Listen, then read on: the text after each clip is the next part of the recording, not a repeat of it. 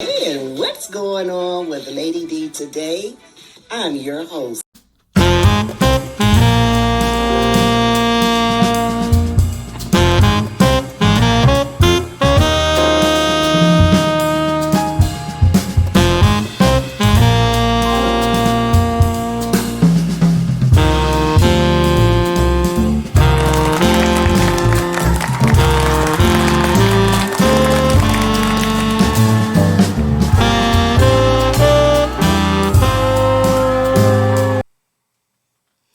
Well, welcome, James Oliver, our tax specialist, our tax strategist, shall I say.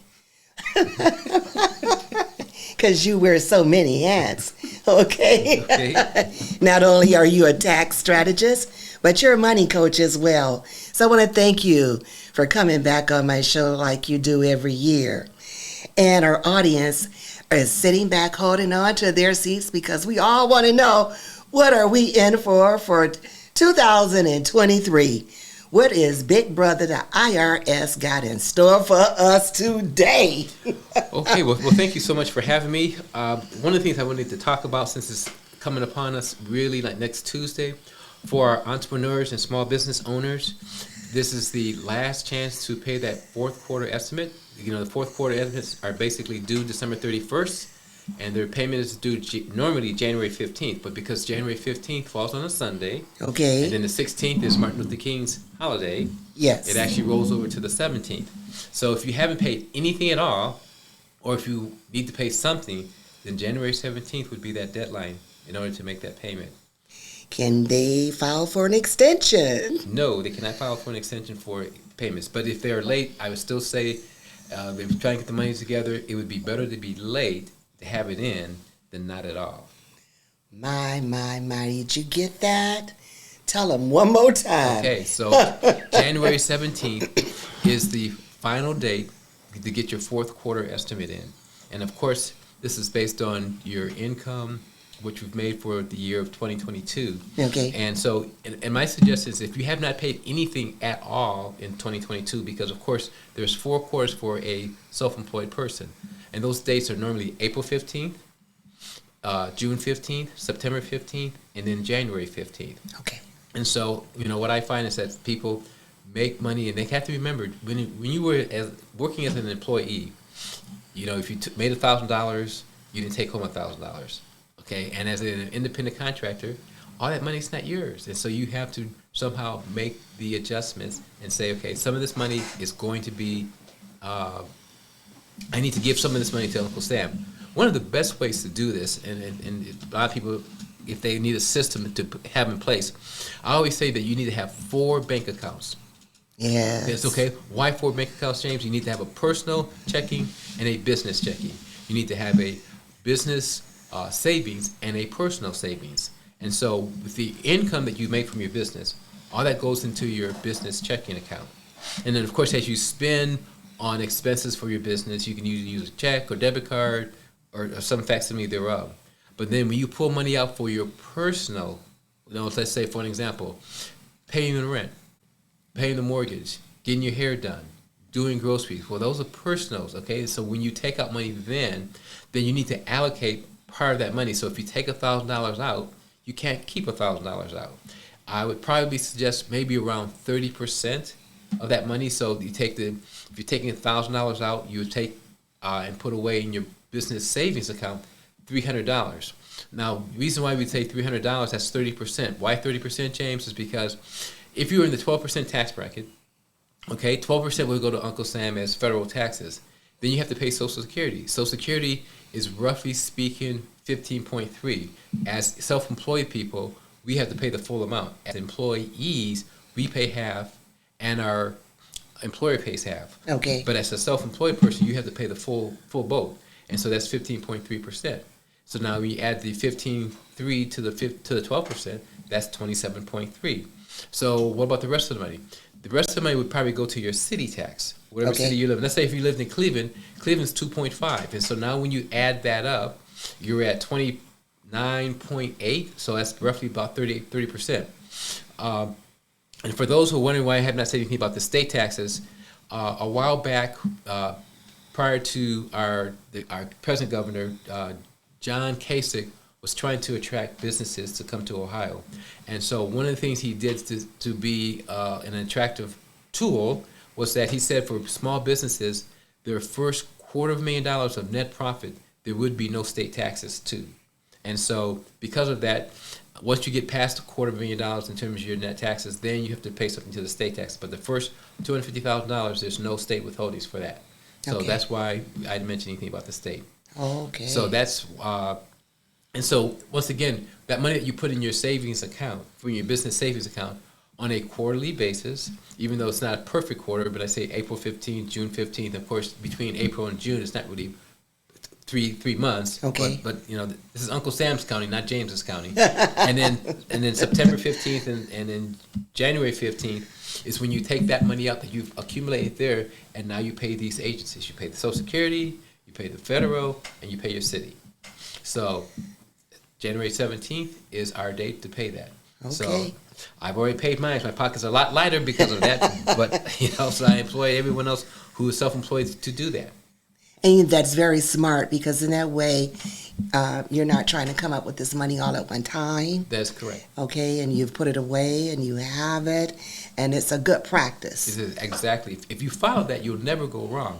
And it's good to keep that paper trail. Absolutely. You're keeping a paper trail when you do it that way. Exactly. Okay. So I would really suggest to do that. I want to kind of hit on another elephant in the room that a lot of people were very, very concerned about. Okay. Was Cash Apps, 1099Ks, people getting these 1099Ks because they received $600 or more. And so the situation with that is that IRS has decided to delay that for 2022. There was legislation, and they were all set. In fact, this is like the second year they decided to delay this thing.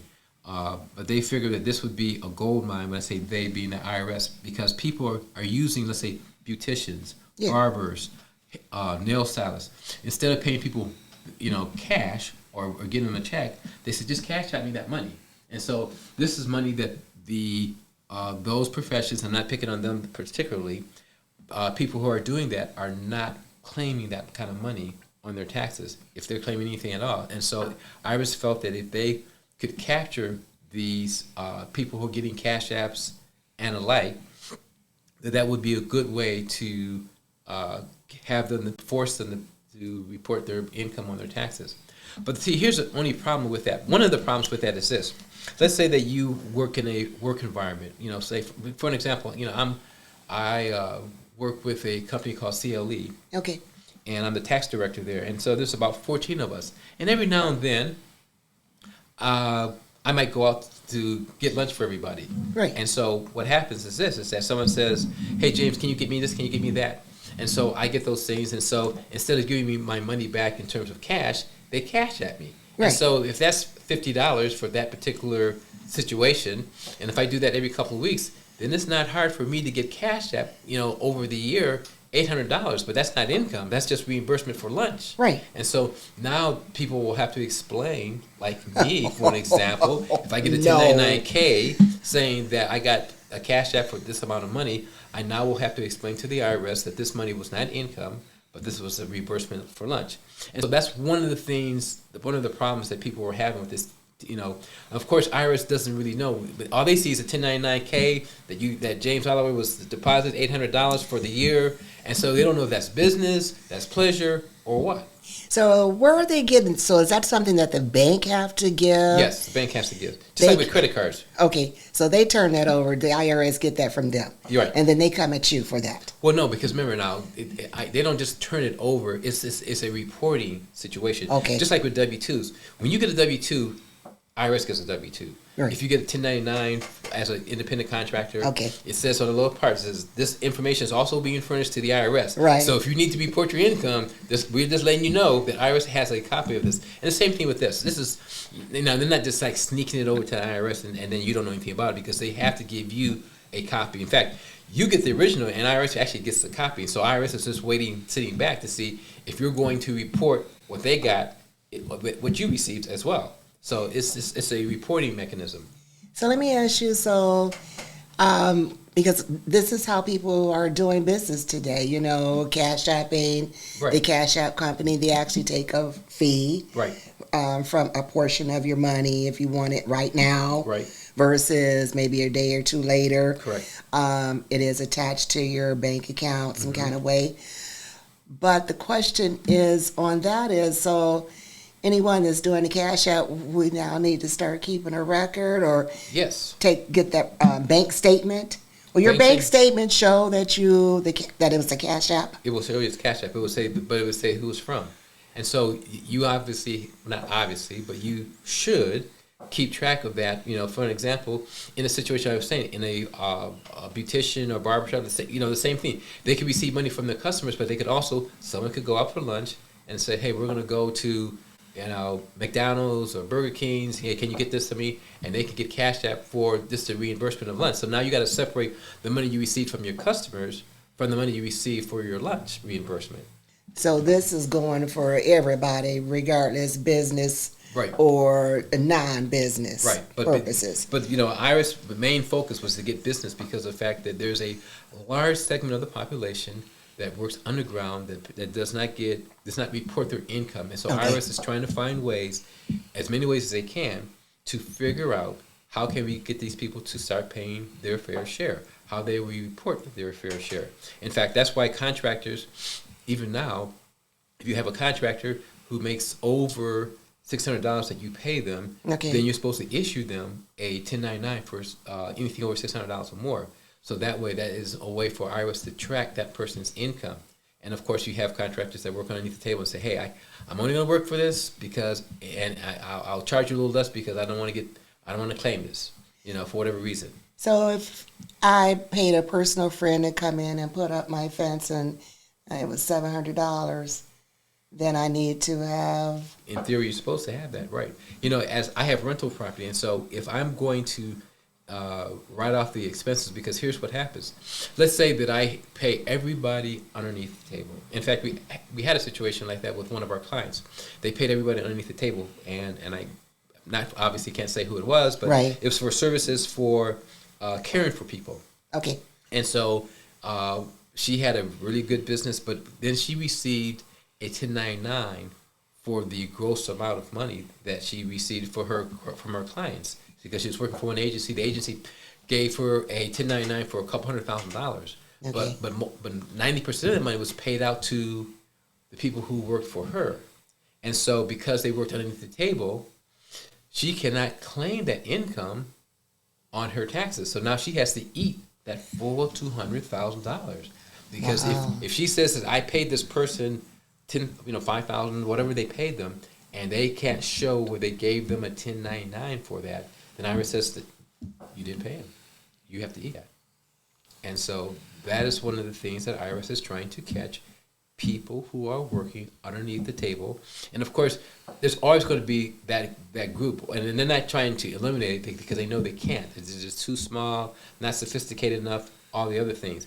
What they're trying to do is just reduce it a little bit and say, Okay. hey, maybe we can just capture 10, 15% of that underground money. That's more money we can give to the government. Let's talk about cryptocurrency. What's going on with that? How are they monitoring that? Same kind of thing, because normally in order to do cryptocurrency, you have to go through a brokerage firm. A very popular brokerage firm is Robinhood. And so and people have to realize, if you think of cryptocurrency as like a stock or like an option, let's say if you buy Bitcoin, okay, there's no really tax effects on that. Just like if you buy a stock in AT&T, when you actually buy it, there's no tax consequences. It's only when you sell the stock or when you sell the cryptocurrency that now you have a taxable event. And now, but people don't realize this. For an example, if someone likes Bitcoin but then says, hey, I want to use Dodgem instead of Bitcoin because I think I can get a better deal. Well, the moment you convert that from Bitcoin to Dodgem, that's a taxable transaction. It's no different to say if you bought AT&T stock and then you want to change to T-Mobile. Well, when you sold the AT&T stock to now buy T-Mobile, Right. well, that was a taxable transaction because you cashed out of one to buy into another. And so with cryptocurrency, it's the same kind of thing. So if you cash out of one to get something else, then that's a cash transaction. Or if you, for every reason, if you get out of that particular digital currency, Right. if you give it to somebody else, if you trade it, if you exchange it, those are cash transactions. Those are transactions that have to be reported. And so it is up to and because you go through a brokerage firm, whether it be on online or someone like Robinhood will report all those transactions that you have. And so that is something that the IRS, once again, wants to get their firm hand. In fact, on the tax return itself, Yes. for 2020, I should say 2021, 2022, it will ask the question, did you have any involvement with cryptocurrency? Now, if you say no, Okay. and you did, now you just lied and purchased yourself to the federal government. And so if you have, now just because, once again, buying cryptocurrency, and if you're collecting it, if you don't sell it, there's no taxable event, and there's no harm, no foul with that. Right. So you might as well just, Just- yes, you did. Yes, you did. purchased Exactly. it, Exactly. And so, and then even if you buy it and sell it, there's, the thing is that IRS doesn't really know, or IRS can contract to some extent what you're doing with the cryptocurrency. So it's just better to be upfront, say yes, than to say, okay, Mr. So-and-so, you said no in your tax return, but we see from Robinhood you had all these transactions. So you kind of lied to us, Yeah, And once again, lying to the federal government is like at least 10 years. Oh, Lord have mercy. Be honest, people. Be honest. Just surrender. Tell them everything, okay? Because if you're like me, I can't swim, so I don't want to drown. Right. I'm afraid I watch too many movies, going to jail and stuff. I don't want to be locked up. All right. So I like this suit. I don't want to be in those other suits, the orange suits, the stripes. No, so, yes. Orange is not my color. I hear you.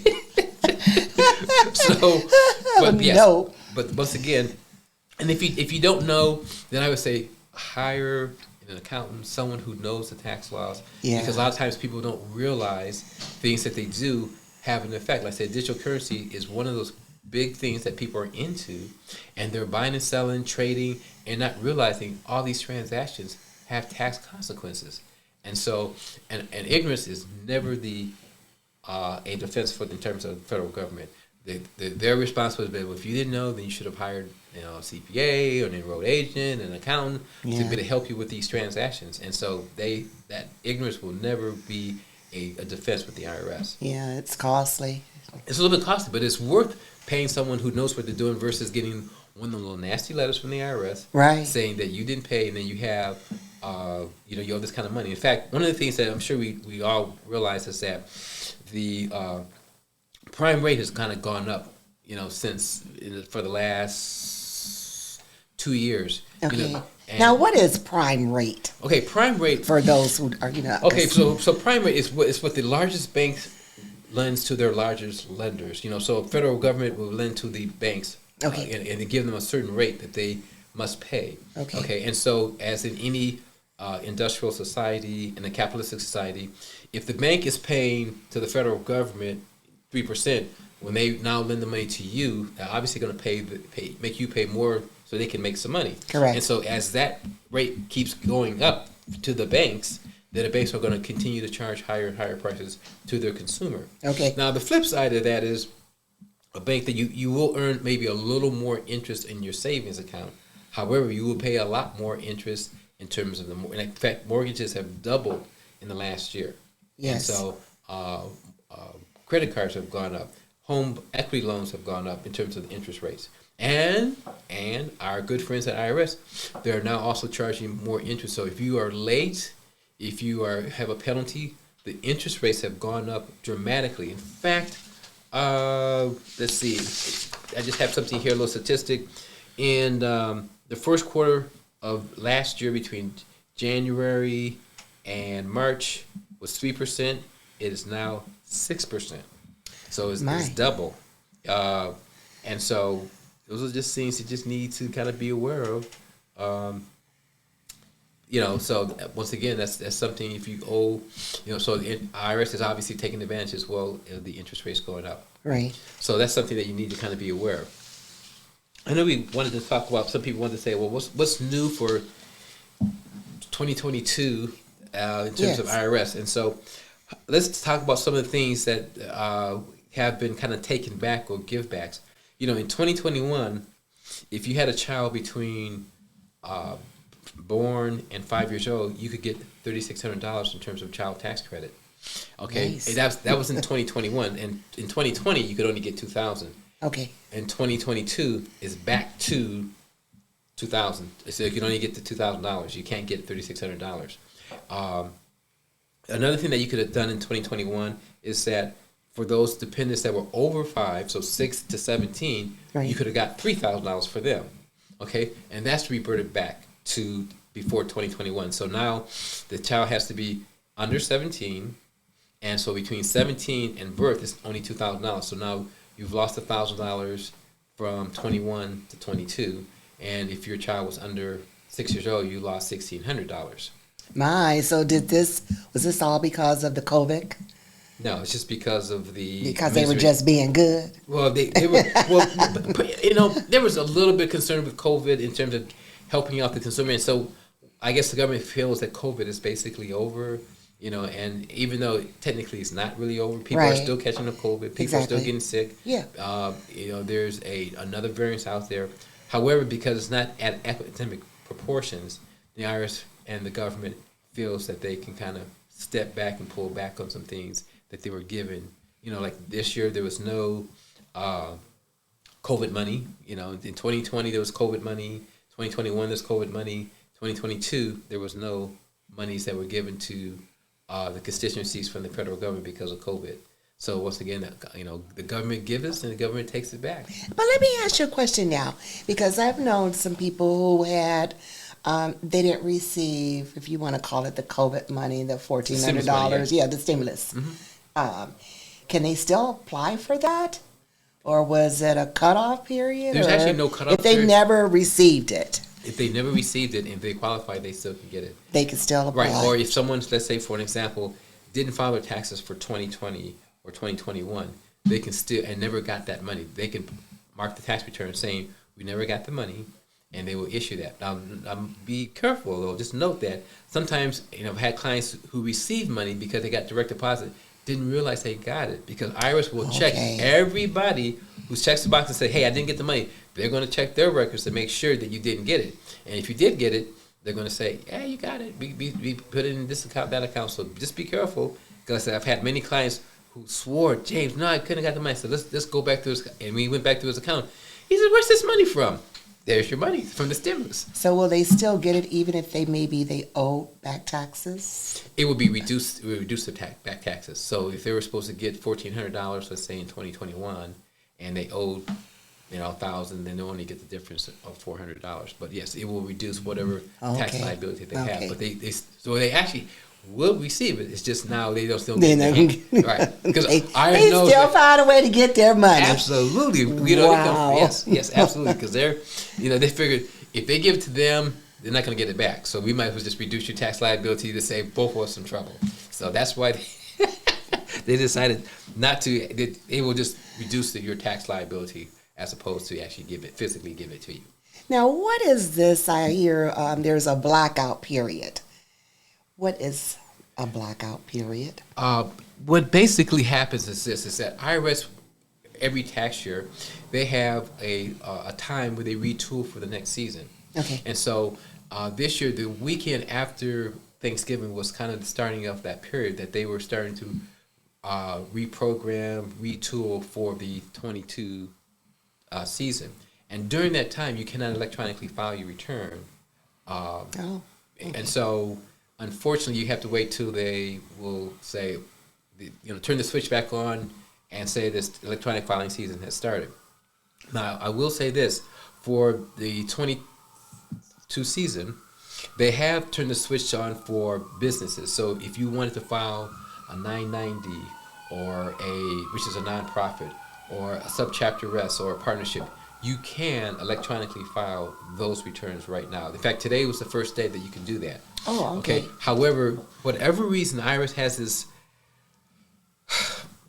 they want to keep secret as to when they're going to start for personal. You know, I've tried to find out. My tax software is trying to find out other agencies, and IRS has been tight-lipped to say when they want to start for personal. In the last couple of years, it was the fourth Monday in January. So we're kind of saying maybe on January 23rd might be that date. But of course, IRS is not revealing their hand saying we're going to start or not. But really? no, they have not said anything. They won't say anything. So let me ask you, are they still backed up Oh, yes, absolutely. with the workload? Absolutely, it's still backed up.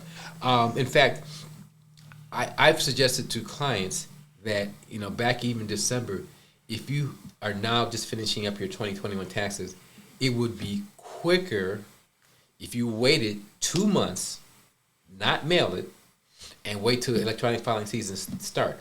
Because first of all, in the Cleveland area or Ohio, Okay. if you're getting a refund, if you to actually mail your return, it goes to California. Now, why it goes all the way up to California when we have centers in Cincinnati and in Kansas? Once again, IRS didn't ask me, so it has to go all the way out to California. Okay. Now, you have to remember, people are still working from home. Yes. Okay, so if I'm an IRS agent working on taxes, I'm working from home, I'm not going to the office, well, how am I picking up the mail? Okay, and so that mail sits there until someone comes and physically opens the letter up, puts it in the computer. And because of that, the IRS is actually very much behind. They're still working on 2020 tax returns that were mailed on time. So 2020 they're still working on 2021, and now we're in 2022 season for people who are mailing in, which is why I say it is faster. If you waited 2 months, you'll get your return quicker than you would if you'd mailed that return in. Awesome. Well, Mr. Oliver, you know what? You just gave a lot of information, and there's just so much more to come. I want to let our audience know that Mr. Oliver will be back.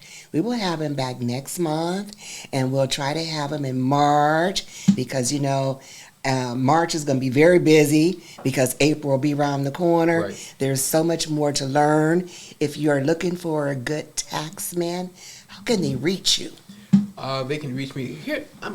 I've mentioned this kind of in passing, and so I'm going to give a little kudos to CLE Consulting Firm. What I said, I am the tax director there. Okay. And so we are located at 1001 Lakeside. And so the number there is 216-800-9021. That's 216-800-9021. And if you don't remember my name, just say, hey, I want to talk to the tax director. I want to talk to that guy who was on the radio. Okay. But two real quick things. I'm going to just bring this before we close. Is that Okay. meals that were bought from restaurants in 2020 and 2021, they were 100% deductible if they were business meals. Okay. Not just regular meals, but business meals. They were 100% deductible. In 2022, they're back to 50%. All right. Okay. All And right. the last thing I want to know is this, so people will know, is that for people who gave contributions to charity, up to $300 was deductible whether you itemized or not, and that's back to 2020. So a lot of stuff is converted back to what it was in 2020. So 2021 was that year that it had a lot of little fringes, and now government's taking it all back. Excellent. Well, we're not going to give it to them all in this one show Okay. because they're going to have to come back and watch you again All right. and again and again. And I do want to thank you for coming on today. That's James Oliver. And if you like what we're doing and want to be a guest on my show, please contact me, 216-571-2235. I am Lady D, your host, and that's what's going on today. And what's going on with Lady D today? I'm your host.